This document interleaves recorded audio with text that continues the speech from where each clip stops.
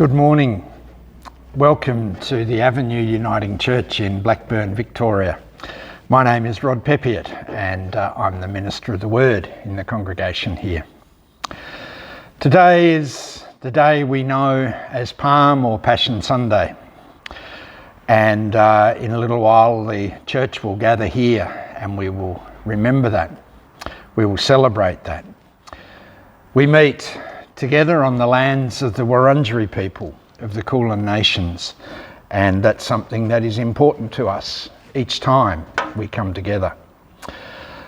As I mentioned, today is Palm Sunday, and I'd like to share with you a reflection that owes something to those who've gone before. It draws on a reflection that I read and used years ago from a resource I use called Spill the Beans. It's reasonably heavily adapted, so I hope the original writers, who I don't know, would be okay with that. The idea was following a donkey riding king. As you'll see, I've changed that a little bit. Following a donkey riding leader presents us with challenges and with a calling. The challenge of humility. Taking our place in the knowledge that this is where we're called to be. Not because we're God's gift, but because of God's gift to us. God's gift of love about which we cannot be silent. God's gift of love that we have to model in giving of ourselves. Following a donkey riding leader presents us with challenges and with calling. The challenge of subversion. Finding ways to quietly and peacefully subvert what others perceive as necessary evils so that justice might prevail. Quiet subversion that brings love to the fore. Following a donkey riding leader presents us with challenges and with a calling. The challenge of vulnerability. To sit beside another person in their pain and share in their distress, knowing that it may change us and invite us into something deeper. Following a donkey riding leader presents us with challenges and a calling. The challenge of humour. Because life can be bizarre.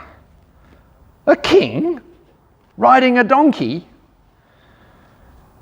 Finding humour even in our toughest moments as well as the great ones. Humour that might just help us and others get through. Following a donkey riding leader presents us with challenges and with a calling. The challenge of uncertainty. Following, even though we do not know how or when it's going to end. Because in all the uncertainty is the promise that God's love will be enough.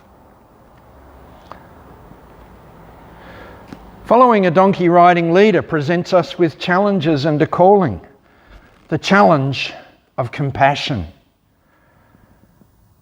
Being so moved as Jesus was about the situations of the world that we can do no other than do whatever it takes to make a difference.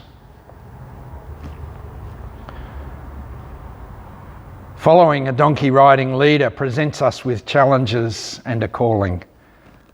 The challenge of love. That makes us want to serve.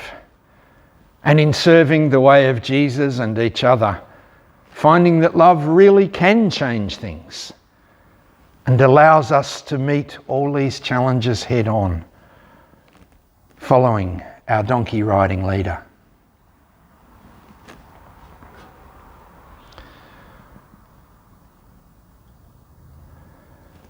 Following a donkey riding leader on this day presents us with challenges and a calling and an invitation to be still, to put aside everything else now and then, to remember who we are and to remember the way of the one we follow. Elsewhere in Jerusalem that day, we believe another procession took place, full of pomp and power and military presence, a parade of pilots and of empire, a show of strength and threat. Its message was clear: don't mess with us. Such parades continue today in all kinds of ways and settings.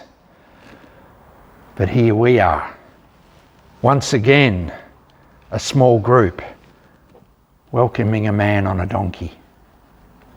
Here we find other people just like us, challenged with humility, subversion, vulnerability, humour and uncertainty, with the challenges of compassion and love in a world crying out for these to be seen in the way we live with each other.